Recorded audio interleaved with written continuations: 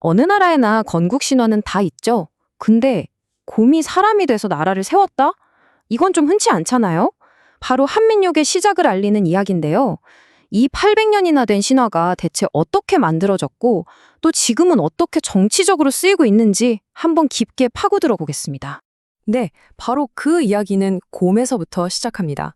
하늘에서 내려온 왕자, 곰이었던 여인, 그리고 그 둘 사이에서 태어난 신성한 아들. 정말 세계적으로 봐도 아주 독특한 건국 신화 중 하나죠. 이야기는 대략 이렇습니다. 하늘신의 아들인 환웅이 인간 세상을 다스리고 싶어서 땅으로 내려와요. 근데 마침 곰 한 마리가 사람이 되고 싶다고 간절히 빌거든요. 그래서 동굴에 들어가서 쑥이랑 마늘만 먹고 버티는 혹독한 시험을 통과하죠. 마침내 이 곰이 웅녀라는 아름다운 여인으로 변신하고 환웅과 결혼해서 아들을 낳는데 그 아들이 바로 한민족 최초의 국가를 세운 단군왕검입니다. 자, 그럼 이 놀라운 이야기는 도대체 어디서 온 걸까요?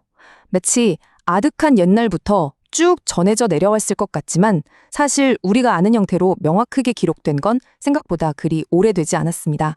이 단군 신화가 역사에 본격적으로 등장하는 건 바로 13세기, 그러니까 1281년쯤에 나온 삼국유사라는 책을 통해서입니다. 근데 이 삼국유사가 어떤 책인지 제대로 이해하려면 그 당시에 쓰인 또 다른 유명한 역사책이랑 비교를 좀 해봐야 해요. 이 둘의 차이를 알면 모든 게 명확해집니다. 두 책은 정말 하늘과 땅 차이입니다. 먼저 삼국사기는 나라에서 만든 공식 역사서, 즉 정사예요. 그러니 정치, 전쟁, 왕실 이야기처럼 딱딱한 팩트 위주로 기록됐죠. 반면에 삼국유사는 이련이라는 한 스님이 개인적으로 쓴 책인데요. 제목부터가 남겨진 이야기들이라는 뜻이잖아요. 말 그대로 공식 역사에는 차마 쉽지 못했던 신화, 전설, 민간 신앙 같은 이야기들을 모아놓은 겁니다. 그러니까 유사라는 단어 자체가 이 책의 존재 이유를 말해주는 거죠. 공식 기록에서 누락돼서 하마터면 잊힐 뻔했던 우리 민족의 정신적인 뿌리를 지켜내겠다는 사명감 같은 게 담겨 있었던 겁니다. 그럼 이런 질문이 생기죠. 이런 스님은 왜 하필 13세기라는 그 시점에 이 남겨진 이야기들을 모아서 책으로 펴내야겠다고 생각했을까요? 그럴 만한 절박한 이유가 있었습니다. 그 해답은 바로 시대 배경에 있습니다. 당시 고려는 수십 년에 걸친 몽골의 침략으로 국토가 완전히 짓밟힌 상태였어요. 나라의 존망에 걸린 위기 앞에서 사람들이 가장 먼저 묻는 게 뭘까요? 바로 우리는 누구인가 하는 정체성에 대한 질문이죠. 단군 신화는 그 질문에 대한 완벽한 답이었습니다. 우리는 저 막강한 몽골 제국보다 이 땅의 그 어떤 세력보다도 훨씬 오래전에 하늘의 자손이 세운 신성한 나라의 후예다. 이 이야기 하나가 사람들에게 엄청난 자부심을 심어주고 흩어진 민심을 하나로 묶는 강력한 힘이 된 겁니다. 그러니까 이건 그냥 재미있는 옛날 이야기가 아니었던 거예요. 우리는 우리만의 고유한 역사를 가진 민족이고 반드시 이 위기를 이겨낼 것이다 라는 외침. 그야말로 문화적인 생존 투쟁이었던 거죠.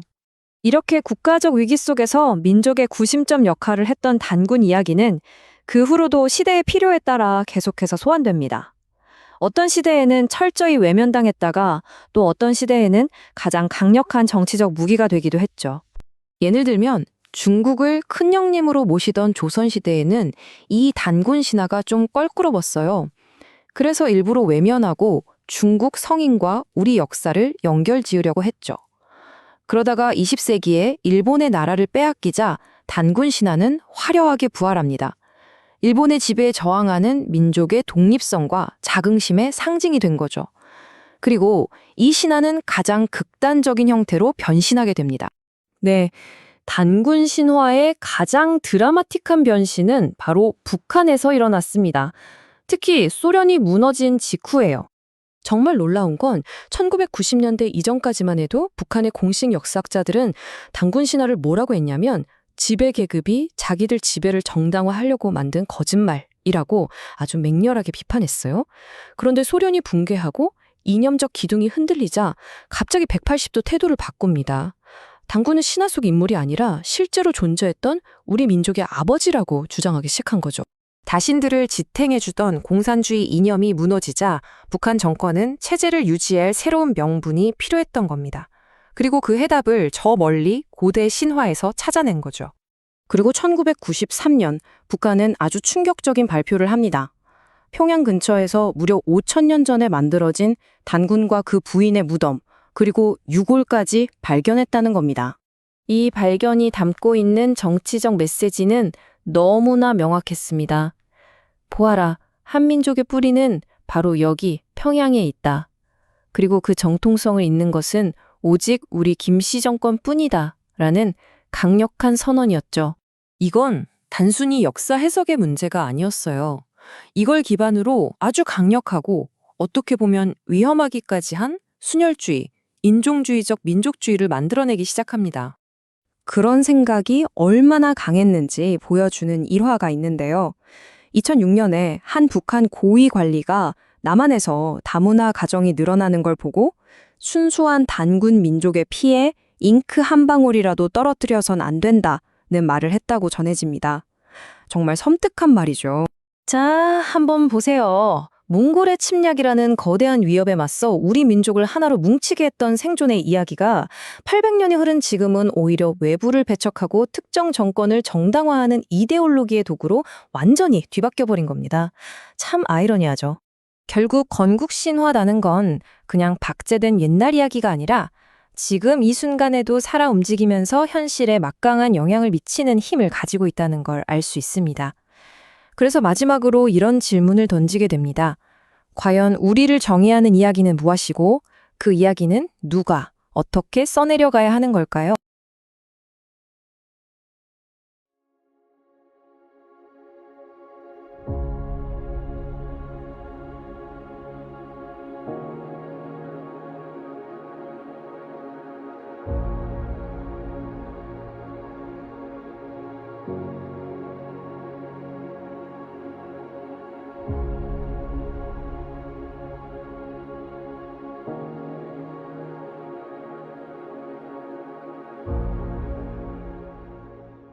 여러분, 한국 역사책 중에 정말 기묘하고 신비로운 책이 하나 있습니다. 바로 삼국유사인데요. 오늘 우리가 할 일은 이 책에 담긴 황당해 보이는 신화들 속에 숨겨진 진짜 의미, 그 정치적인 암호를 함께 풀어보는 겁니다. 자, 그럼 바로 본론으로 들어가 볼까요? 이야기의 시작은 신라의 한 왕에 대한, 이걸 정말 역사책에 써도 되나 싶을 정도로 아주 기묘하고 노골적인 기록입니다. 네, 맞습니다. 45cm. 이게 대체 무슨 숫자냐고요? 믿기 힘드시겠지만 삼국유사가 말하는 신라 지증왕의 신체 특정 부위 길이입니다. 심지어 너무 커서 맞는 왕비를 찾을 수가 없었다. 뭐 이런 얘기까지 적혀 있어요. 아니, 근데 이런 말도 안 되는 이야기가 그냥 뜬 소문이나 가십일까요? 절대 아닙니다. 이건 사실 아주 정교하게 설계된 정치적인 암호예요. 그리고 오늘 이 시간이 끝날 때쯤이면 여러분도 이 고대의 암호를 척척 읽어내실 수 있을 겁니다. 자, 그럼 이 고대의 비밀을 파헤치기 위해서 오늘 우리가 함께 따라가 볼 순서입니다. 자, 첫 번째 장입니다. 한국의 속삭임의 책. 우선 삼국유사가 도대체 어떤 책인지, 그리고 뭐가 아닌지를 확실히 해둘 필요가 있겠죠?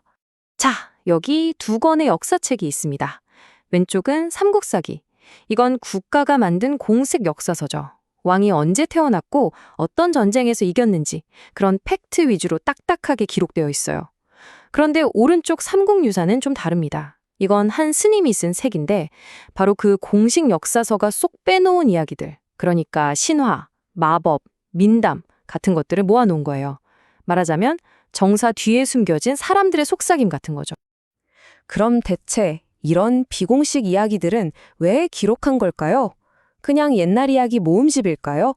두 번째 장에서 그 첫 번째 답을 찾아보겠습니다. 바로 통치자의 권력을 만들어내는 방법이죠. 새로운 나라나 왕조가 딱 생겼을 때 제일 먼저 뭘 해야 할까요? 바로 우리는 너희랑 달라, 우리는 특별해 라고 선언하는 거죠. 그게 바로 건국 신화입니다.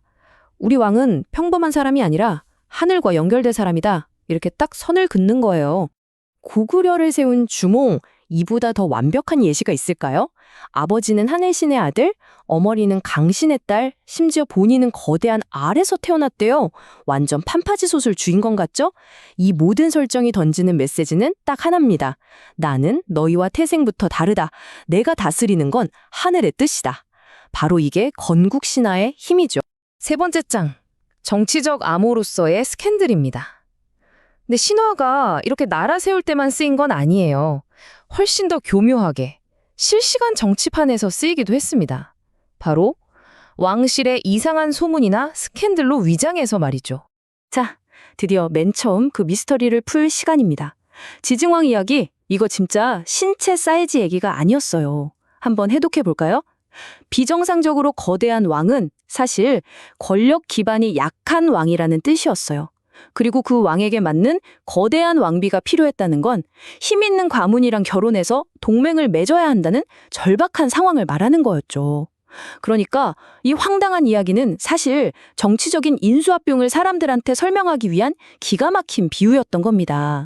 지증왕만 그런 게 아닙니다. 신라의 또 다른 왕, 경문왕은 더 심한 소문에 시달렸어요. 여러분도 아마 들어보셨을걸요? 바로 그 유명한 임금님 귀는 당나귀 귀 이야기의 실제 주인공입니다. 이것도 그냥 동화가 아니었습니다. 이건 완벽한 정치적 흑색 선전, 그러니까 네거티브 캠페인이었어요.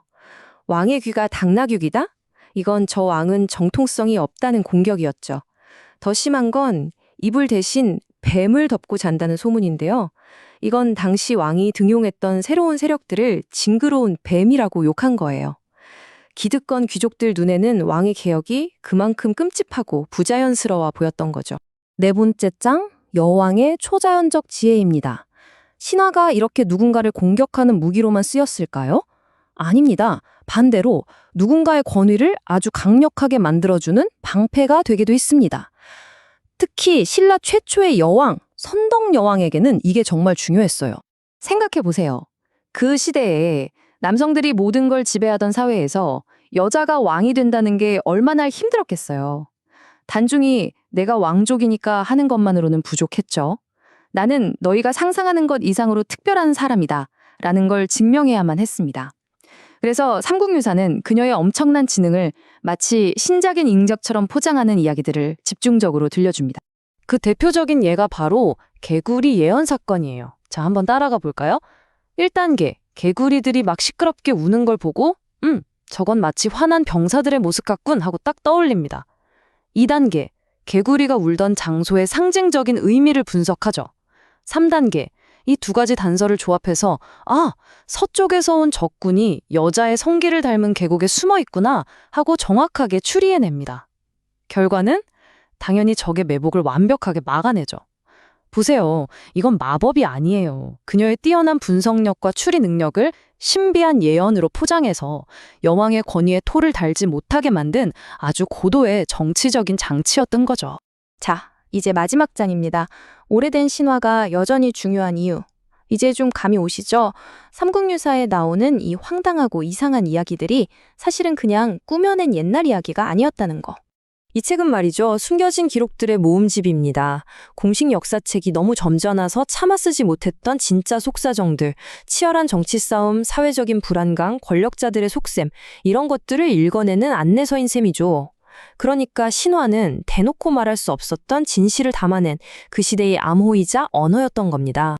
그리고 이 이야기들의 힘은 놀랍게도 지금도 계속되고 있습니다.